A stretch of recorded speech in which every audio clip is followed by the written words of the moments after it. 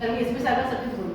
कारण त्यांनी जे आता सांगितलं आपल्याला की कंट्रोल रूमला तुम्ही जा आणि कंट्रोल रूमला बघा की आम्ही 200 CCTV कॅमेरे लावलेले आहेत आणि हे CCTV कॅमेरे म्हणजे पूर्ण प्रभागामध्ये पूर्ण शहरामध्ये आहेत आणि ते कंट्रोल रूममध्ये बघून ते स्क्रीनवर बघत असतात.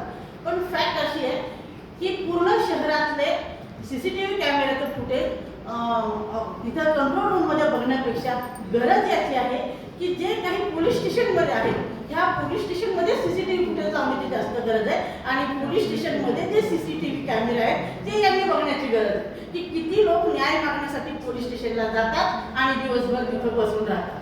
तर हे जास्त आवश्यक आहे की पोलीस स्टेशनवर कंट्रोल असणं आवश्यक आहे.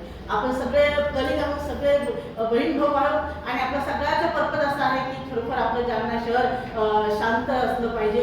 मी बरं बोलत नाही, मी खरं बोलते आणि खूप म्हणजे अक्षरशः जालन्यामध्ये मी एसपी साहेबांची बिलकुल तारीफ करणार नाही. कारण एसपी साहेब आल्यापासून इथं अतिशय गच्चाळ वातावरण झालेलं आहे, अतिशय नशीलं वातावरण झालेलं आहे. अक्षरशः खुणं होत आहेत दिवसा डवळ्या आणि अतिशय खुनी वातावरण झालेले आहे. आणि ह्या सगळ्या गोष्टी जे काही ते सजेशन देतात, जे काही स्क्रीन वगैरे लावतात, ह्या गोष्टीला काही अर्थ नाही. फांद्या छाटण्यात अर्थ नसतो, मुळावर घाव घालायचा असतो आणि मुळावर जर घाव घालण्याचा असेल तर आवश्यक आहे नशाबंदी करणं. कारण पोक्सो जो आहे, जे स्त्रियावर अन्याय होतात, जे लेकरावर अन्याय होतात, जे काही खून होतात, ह्या सगळ्या गोष्टीला जबाबदार जे आहे तर ही नशा आहे आणि नशाबंदी होणं आवश्यक आहे. आणि नशाबंदी जर होणं आवश्यक असेल तर पोलिसांसाठी खरोखर नशाबंदी करणं अवघड नाही. पोलिसांनी मनावर घ्यायला प्रत्येक नगरसेवकांना वाटतं आमच्याकडे शांतता असावी. तर प्रत्येक नगरसेवकाचा डोळसपणे राहिला तर प्रत्येकांना माहिती आहे की आपल्या एरियामध्ये, आपल्या प्रभागामध्ये कुठे कुठे नशा केल्या जाते, कोण कोण बटनची नशा करतं. हे मुलं उचला ना, हे यांना सापडत नाही की बाबा बटन कोण विकतं नेमकं, इथून वितरित कुठे केलं जातं. हे जर नशा करणारी मुलं माझ्यासारखी, मी लेडीज असेल ठीक आहे, मी ॲडव्होकेट आहे, सोशल वर्कर आहे, माझ्यासारखीला सुद्धा इझिली सापडतात ही नशा करणारे मुलं. हे मुलं जर उचलले, चांगले बदलले ना, बरोबर सांगतात की हे ह्या गोळ्या कुठून खरेदी करतात. ह्या प्रकारे नशा मुळात कुठं विकत भेटते ह्यावर कंट्रोल करा. दारू विक्री बंद कधी होईल? दारूच मिळाली नाही तर दारू सुटेल. नशेचं सामानच मिळाले नाही, यांना बटनच मिळाले नाही तर नशा सुटेल. पण नशा मुळात त्यांना बंद करायची नसते आणि एकदा नशाबंदी जर झाली तर सगळा क्राईम आपोआपच आटोक्यात येतो, पोक्सो आटोक्यात येतो, सगळ्याच गोष्टी आटोक्यात येतात. पाठीमागे मी स्वतः स्टिंग ऑपरेशन केलं होतं. कारण सदर पोलीस स्टेशनमध्ये अतिशय, मी तुम्हाला हे ह्यासाठी सांगते की आपण डोळे झाकून कुणाची तारीफ करायची नाही, आपण अंधभक्त नाही.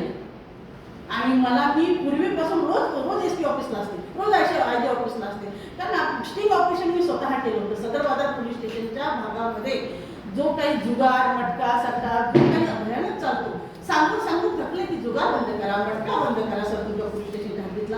तर आपले जे PI आहेत सदर होतच नाही, माझ्याकडे मटका वगैरे जुगार होतच नाही.